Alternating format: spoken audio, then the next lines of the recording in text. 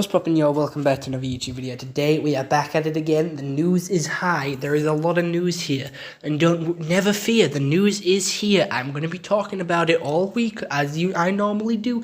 As the news comes, I'll be getting it out there. So we do have some new Hot Toys Collectibles figures. Most of their figures are like a 1:6 scale figure, which is sort of shrinking the actual character down by 6, and that is what the sort of figure will be the size of.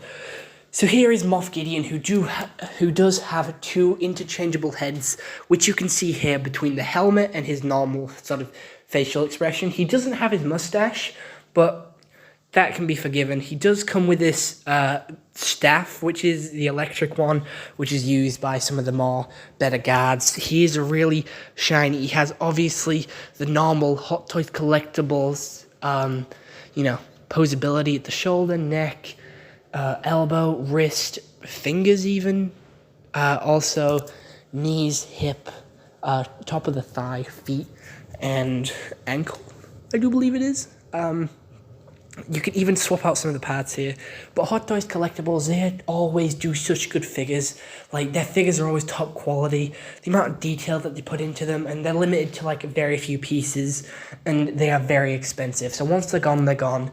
But it is worth it for the money just because of how detailed they are and how many pieces you do get. But moving on from Star Wars, we are taking a look at Spider-Man Across the Spider-Verse and everyone's favourite Spider Daddy, Miguel O'Hara. I didn't like Miguel O'Hara, but if you've even scrolled on TikTok or Instagram recently, there is thirst traps of him everywhere, so apparently everyone else loved him but me. But here is his figure, again, another really cool Spider-Man figure, where the sort of morph suit is covering the joints so they can have more posability and sort of be a lot less creative with the sculpt, but have the really nice suit on the outside, which has that glow-in-the-dark tech look to it, which is really freaking cool. The suit doesn't connect to the head, though. The head is a hard plastic, whereas the softer fabric does cover the rest of the body of the figure. You can swap out his hands as well for the claw that he has, or like a fist, which he is a really cool figure, and he has one of the coolest intros. I would put both Prowlers above his, though, so he's like a top 3 intros for a character. But again, hopping straight back to Star Wars, I really should have put these in theme order, but oh well. Hopping back to Star Wars, we do have a droid bundle, which does come with one of the Builder droids, an R2 unit, one of the droids from Star Wars: The Last Jedi. No, the Star Wars game, and it also comes with Grogu. So this is like a little Mandalorian collector's set. This does come under the sort of garage crew, and to be fair, it is some cool characters that we wouldn't normally see in any other thing. Like, it is very obscure characters. So it is quite nice to see them here, and you do get quite a few of them for the normal, like, 200 to 300 price range of these figures. And Grogu does look adorable. He looks really happy. They also have really good posability here. Again, at the neck, shoulder, like stomach, chest area, thigh. All you would be for a normal figure, but again, for the two of the droids, it's just at the legs and at the head, and maybe the antenna as well, but I don't know. They do look really cool, and they are really detailed. The droids in Star Wars are some of the most detailed characters, just because of the robot and the circuitry that they have on them.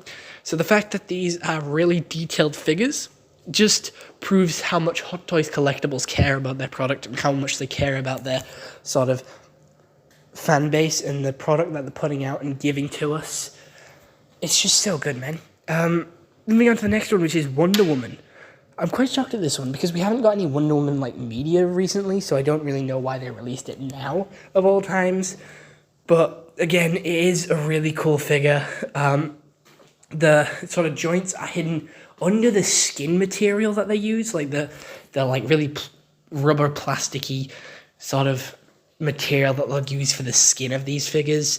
So you can pose it about, and the sort of joints don't hinder or make random lumps in the skin, which I think is really cool with these figures, just showing the detail.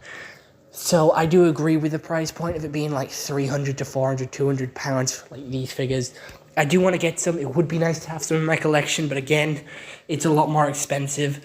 But if you just look at that hair detailing there, it looks so real. It looks like Gal Gadot, the actual actress for these characters. It's just so cool. She does come with a couple of accessories as well. She comes with her shield and a sword. Honestly, Wonder Woman isn't one of my favorite characters, but she is one of the big three for DC. And I do understand why they have made her as a figure. I just don't understand why they've done it now. Like, there is no Wonder Woman, like, film or show or anything to do with Wonder Woman out now in popular media. So I think it would have been better to release it with Wonder Woman 3, or if they make a Wonder Woman show.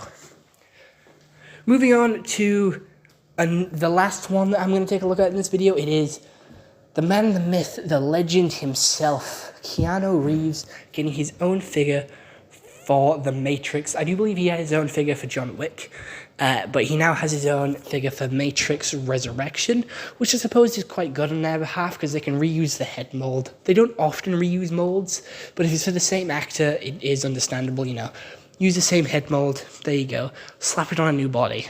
I do understand this is a cut corner method, and it is good, but the amount of properties they have the rights to make figures for is absolutely insane. The trench coat looks really cool. It is an actual sort of fabric as well. It is actual sort of clothing material put on an action figure. He also has multiple interchangeable hands, and he does have a head with glasses, so he has interchangeable heads. I don't know how these bullet things work, though. They look like they're floating in front of him. You do actually get these sort of disc things, and you do get a backdrop with this figure. So they went all out with this guy. They understood the assignment with this one, and they give you like this Matrix code backdrop. They give you this sort of bullet catching hand, and they give you this weird plastic sheet with the bullet sort of effect that they have on there. I don't really know what to call it, but like the slowing of the bullets. I just think this is a really cool figure and one of the highest quality ones I've made. It even comes as a stand. Just look at how much the effort they put in. These figures are great. I really want to get some, but it's way too expensive. Other than that, I hope you enjoyed. See you all next one. Have a nice day, and goodbye.